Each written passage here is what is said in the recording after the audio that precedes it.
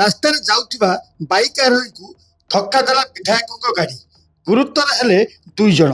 ଆଉ ଘଟଣାସ୍ଥଳରେ ଉତ୍ତେଜନା ଲାଗି ରହିଛି।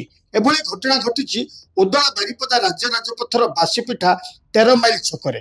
ଟାଙ୍ଗଣା ଗ୍ରାମର ଶୁକ୍ରୁ ସିଂ ଏବଂ ସନ୍ନ୍ୟାସୀ ସିଂ ଖୁଣ୍ଟା ବଜାରରୁ ସଉଦା କିଣି ଘରକୁ ମୋଟରସାଇକେଲରେ ଫେରୁଥିଲେ। ଆଉ ବିପରୀତ ଦିଗରୁ ଆସୁଥିବା ସାରସକଣା ବିଧାୟକଙ୍କ ଗାଡ଼ି ତାଙ୍କୁ ମୁହାଁମୁହିଁ ଧକ୍କା ଦେଇଥିଲା।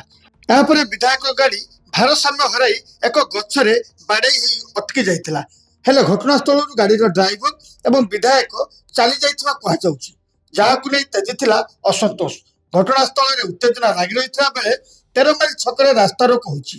ଗୁରୁତର 2 ଜଣ ବାରିପଦା ମେଡିକାଲରେ ଭର୍ତ୍ତି ହୋଇଛନ୍ତି। ହେଲେ ବିଧାୟକ ମାନବିକତା ହରାଇ ଘଟଣାସ୍ଥଳରୁ ଚାଲିଯିବାକୁ ନେଇ ତେଜୁଛି ଉତ୍ତେଜନା। ରାସ୍ତା ଅବରୋଧ ଫଳରେ ଯାନବାହନ ଚଳାଚଳ ବାଧାପ୍ରାପ୍ତ ହୋଇଛି।